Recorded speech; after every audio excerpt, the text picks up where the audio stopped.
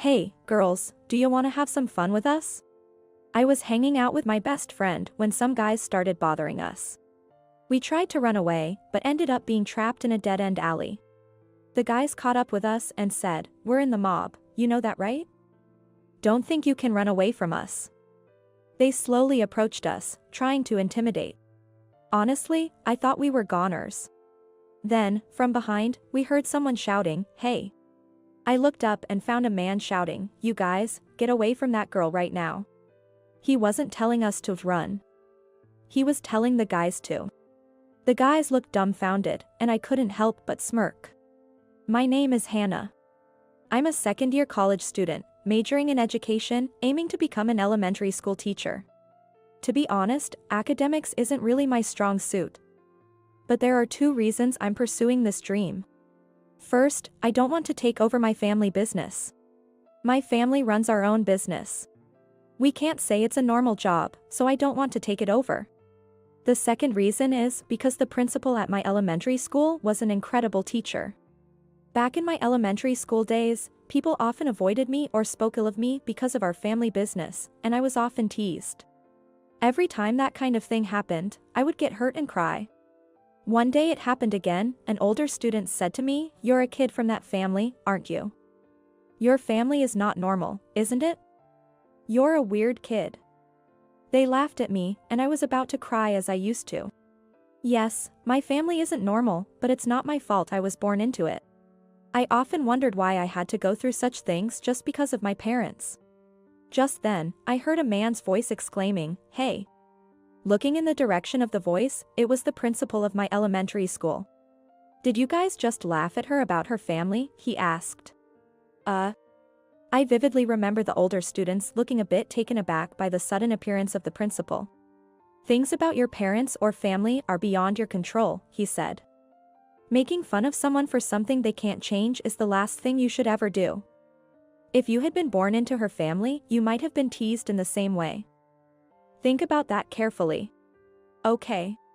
Though reluctantly, the older students nodded to his words. "I'm glad you understood. I feel happiest when I see you all getting along with each other," the principal added with a tender smile. The following week, the principal repeated the similar message at the school assembly, and after that, the teasing about my family noticeably decreased. I'd say it was the principal effect. From that day on, whenever the principal saw me around school, he'd always greet me and even played with me during breaks. Since then, even though I struggled with my studies, I worked hard and made it to college, taking steps towards my dream just because I want to be a teacher like him. I chose a college a bit away from my hometown, so that many people don't know about my family background.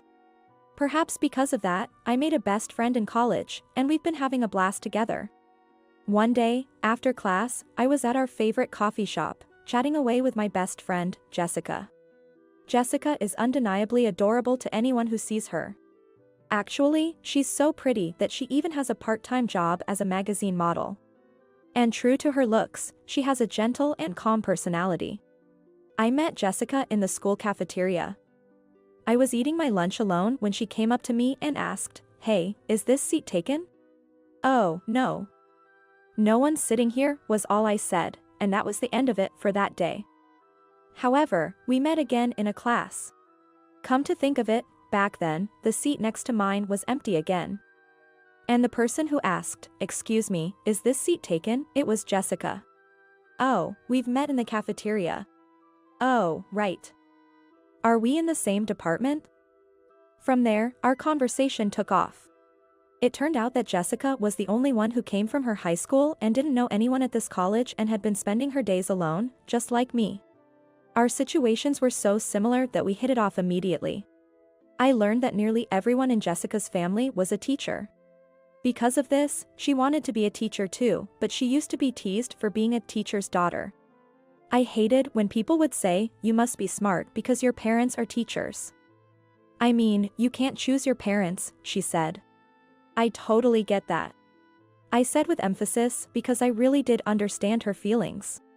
Ever since then, we found that we've had so many things in common, like our tastes in food, and I feel like Jessica my best friend now.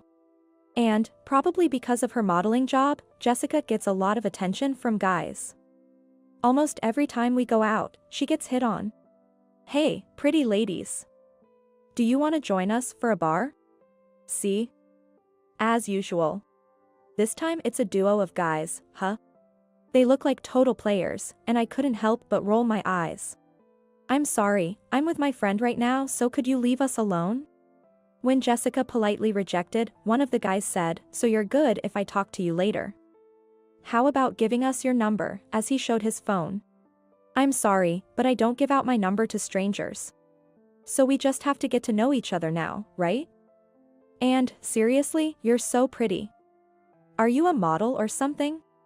Despite Jessica's clear refusal, why are they so pushy? I always wonder why every time this kind of thing happens. Maybe they think being persistent will work. Guys, take a hint, will you? When I said that, the two guys, who had only been looking at Jessica, turned to face me. We're having a girls' chat here. Can't you see? With Jessica being as pretty as she is and turning you down, can't you tell she's not interested? What? Just shut up, you butterface. I've gotten used to this sort of reaction. I mean, I'm no match for Jessica's looks, but do you have to say that specifically? Shame on you being shouted by the butterface. If you keep annoying us, I'll call the cops. I showed the emergency number 911 on my phone screen and shoved it in their faces. Being a nuisance like this is a reason for them to come, you know? With a smirk, I said that and the guys scoffed and left. Hannah, you saved us. Jessica gave me applause, and I proudly responded. That's a typical day for Jessica and me. A few days later, Jessica and I were out shopping. What should we buy today? Hannah, remember that cherry blossom pink lipstick we saw in a magazine? Let's get that. Really? You think that pink would suit me? I think it'll look great on you. As we were having a good time, we heard a male voice, hey, ladies, you free right now? Clearly, they were addressing us. Yet another pickup attempt. Today, we've already been approached by guys or scouts about 3 times.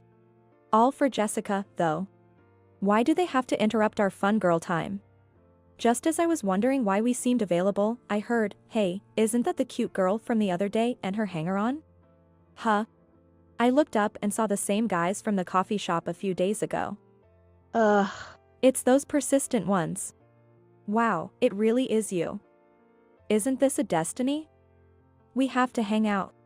What? Whoa, she's super cute. Isn't that the model, Jessica? My sister buys magazines, and I've seen her in them. This time the group was larger, totaling 4. Last time there were only 2, now they're doubled. They surrounded us, chatting loudly amongst themselves. All of them, without exception, had loud and obnoxious voices. I reached the limit, and I snapped at them. Hey, can't you see? We're just having a good time on our own. Do I need to call the cops on you again? As I raised my phone, one of the guys said, like hell you will, and tried to grab it. I quickly pulled it back and grabbed Jessica's arm. Jessica, let's go. I started running, pulling Jessica along with me. Huh, Hannah. Hey. Don't let them escape. Chase them. Sometimes it's better to run than fight, especially when outnumbered. And over here we have Jessica. And they were adult men, more of them than us. We had to get away. But it seemed only a matter of time before they'd catch us. As I feared, they caught up with us quickly. The alley we turned into was a dead end. Hannah. Jessica looked worried and tightened her grip on my hand. It's okay, Jessica. I smiled at her reassuringly and squeezed her hand back. I could hear multiple footsteps approaching rapidly, and soon, the group of 4 guys stood in front of us. There was a wall behind us and the guys in front. We were literally cornered. Finally caught up with you. Catching their breath, all the guys had smug grins on their faces. Just so you know, we're part of the mob. Think twice before turning us down. I stood in front of Jessica, glaring at the men. Come on, let's have some fun, sweetheart. Just as the men took a step closer. You guys might want to leave while you still can. A deep voice echoed through the alley. From behind the gangsters, a man in a sharp suit and glasses appeared. He looked like a typical businessman. Who's this old guy? Get out of our way. I warned you, you'll regret it later. Are you kidding? Why would we run in this situation? Just so you know, we're from the Gorillas gang. There's nothing around here that scares us. Saying that, one of the guys shoved the businessman. The businessman who was pushed fell on the ground. We're here for the ladies, not some random guy. Let's go, girls. One of the men forcefully grabbed my arm. I couldn't help but smirk. Hey, fellas. Sounds like a fun time. Mind if we join? Another voice echoed in the alley. This time, the voice is much deeper, more mannequin one. 6 men, even more than the previous group, appeared. Their outfits varied from casual to suits, some were wearing dark sunglasses, there was a distinct, intimidating aura about them. Even I could tell that the gangsters were taken aback by their presence. See, I did warn you to leave. The businessman, now standing up, removed his glasses and took off his jacket. What? What's going on? With the sudden turn of events, the obnoxious group looked completely flustered. Hey, boss. Your suit got torn. What? I just bought this the other day. He stepped closer to the guy who had pushed him earlier and yelled, You. You pushed me and ruined my suit, didn't you? I'm sorry. I'm so sorry. After being yelled at to his face, the obnoxious group started kneeling down on the ground. I couldn't help but think, where did their confidence go? As I was lost in thought, a man in sunglasses, called Travis, said, Miss, sorry we were late. You guys really took your sweet time. When I said that while glaring at them, everyone had an awkward smile on their faces. Miss, please come this way. And Mrs. Friend, you too. Thanks. Jessica, over here. Jessica and I moved behind the group of 6 men. Hey, what were you guys thinking, messing with our boss's daughter and her best friend? These ladies. They're way out of your league. We're sorry. So sorry. By the way, you guys claim to be from our group. When did you join us? If so, then why didn't you recognize the boss's daughter, huh? We deeply apologize.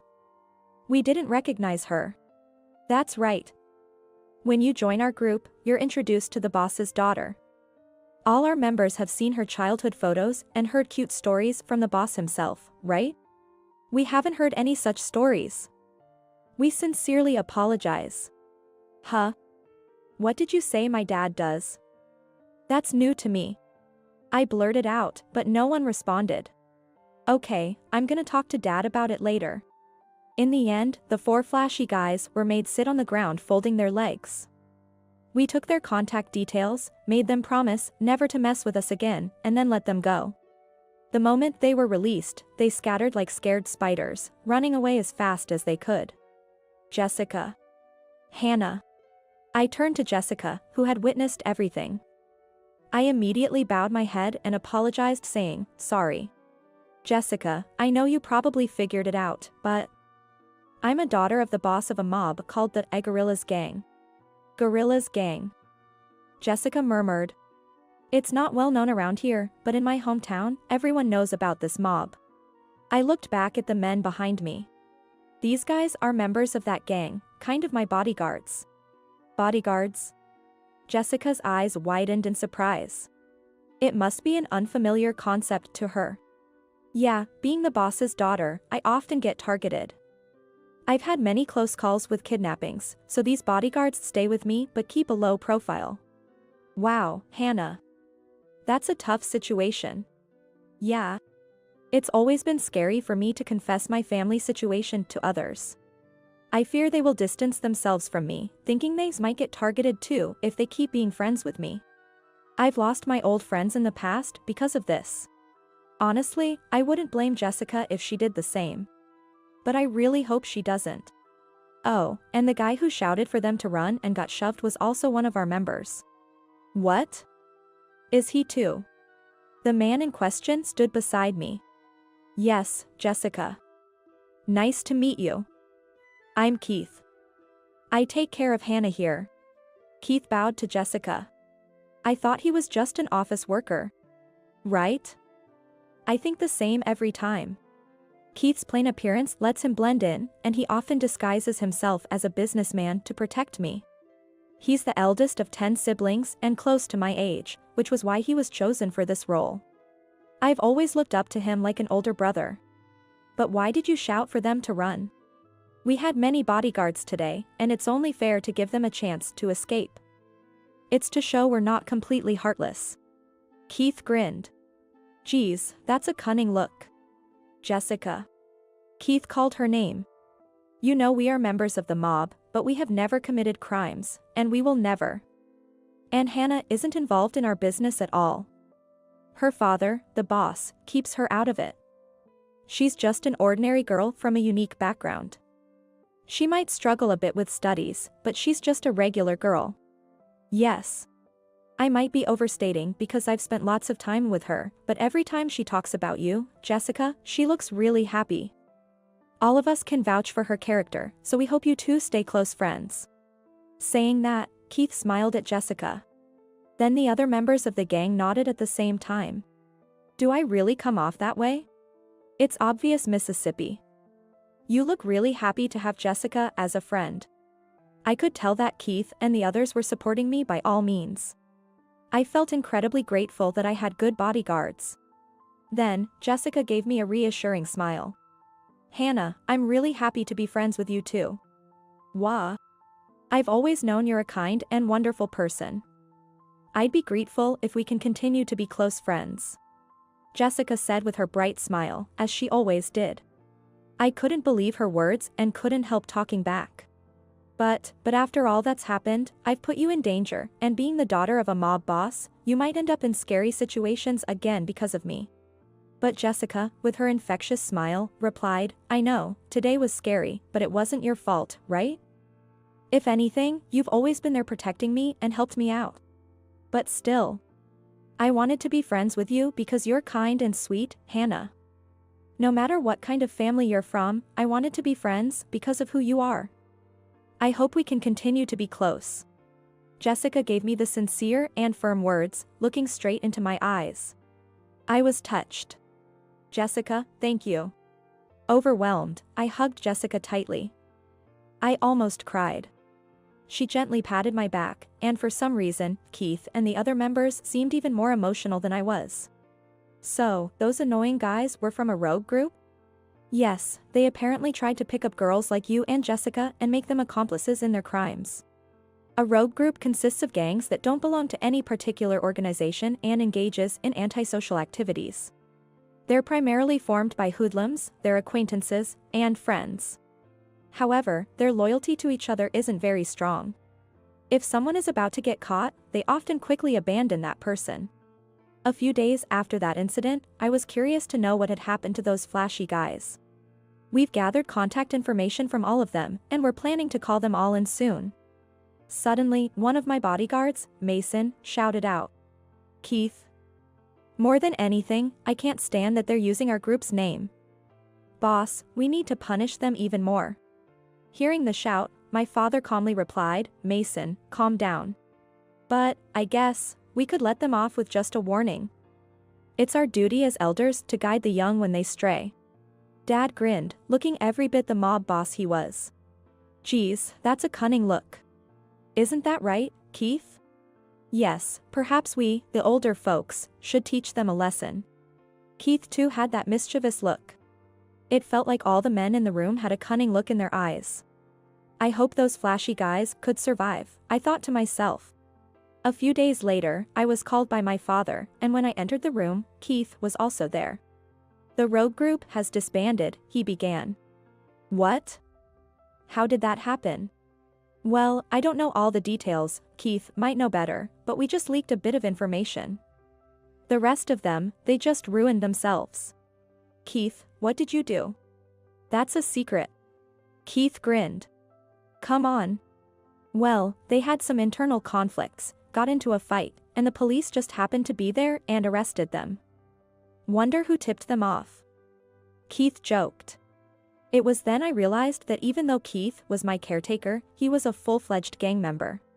Well, if they messed with us, we need to ensure they reform. They wouldn't have ended up in this situation if they hadn't messed with us. They'd better not underestimate us older folks. Dad said, looking confident and strong. He sometimes looks like a real boss of the mob in this kind of situation. I mean, he actually is. But then, from afar, I heard my mother shouting, "Hey, honey. You left the bathroom light on again and didn't put the seat down. How many times do I have to tell you?" Oh, crap. Dad quickly stood up and dashed out of the room. Sorry, Karen. I'll fix it right now. Do it before I have to remind you. How many times do I have to say that until you remember? I could clearly hear their conversation from the room. In our house, Mom is the real boss. So, those guys got arrested by the police? Yes, so I think everything's okay now. The next day at university, I met up with Jessica and, keeping it vague, told her, it seems those guys got arrested. Jessica, being cheerful as always, said, bad deeds come back to haunt you, huh? I had been worried if she was traumatized by the events, but she seemed fine, which was a relief. By the way, Hannah, do you want to come over to my place? You mean, your house? Yeah. I casually mentioned the other day's events to my family, and they're all buzzed up, saying, if she protected you, we definitely want to thank her. Buzzed up, you say? They're insisting that I bring you over. So, I'd really like you to come. My house is a bit lively with my parents, maternal grandfather, sister, and younger sister. I doubt it's as lively as mine, but if they're going to that extent, I guess I could come over. Feeling that it was a genuine invitation, I decided to visit Jessica's house a few days later. We'll prepare meals for your bodyguards too. They'll be fine. We both chuckled. Hey, by the way, how's Keith doing? Keith? He's fine. Why do you ask? Jessica seemed a bit hesitant and embarrassed. And then whispered, well, I kind of have a crush on Keith since I met him on the other day. Could you maybe help set us up? I blurted out. What? And our conversation shifted to Jessica's romantic interests. Today, I was invited over to Jessica's place. And I was taken aback by the person standing before me. Hannah, this is my grandfather. Principal Johnson. You know my grandpa? Yes, of course. He's the reason I aspired to become an elementary school teacher. Yes, the man standing in front of me was Principal Johnson, who was the elementary school I attended. He stood up for me when some older students teased me, saying, mocking someone for things they can't change, like their family, is the absolute worst thing you can do. He's the person I admire most in this world. As I excitedly explained this to Jessica, she said, really? My grandpa kept telling me the same thing growing up. It's no wonder we hit it off, Jessica said with a smile. As we continued chatting, Principal Johnson kindly remarked, you're Hannah, right? I remember you very well. Really? I'm so flattered. Of course. I always remember my students. You, in particular, were very dedicated in attending school every day. I was on the verge of tears, both because he remembered me and he was the first person to praise my consistent attendance. Sir, thank you so much for that day. That incident inspired me to become a teacher, just like you. That's wonderful to hear. And thank you for protecting my granddaughter, Jessica, from those shady guys. With your kind heart, I believe you'll make an excellent teacher. Tears streamed down my face upon hearing his words. Jessica and her family comforted me, saying, please stop crying. That day, I solidified my resolve to achieve my dream of becoming an elementary school teacher. There are many things in life that, no matter how hard you try, can't be changed. Such as family backgrounds, they truly can't be altered. Because I can't change it, I believe I've done my best. Life would be different when someone recognizes and values your efforts. For me, those people were Principal Johnson and Jessica. I doubt I would have led a normal life without them. Believing in Principal Johnson's words that I'd make a great teacher, I resolved to continue my efforts. And someday, when I become a teacher in the future, I want to pass on the lessons I learned from Principal Johnson to the children I'll encounter.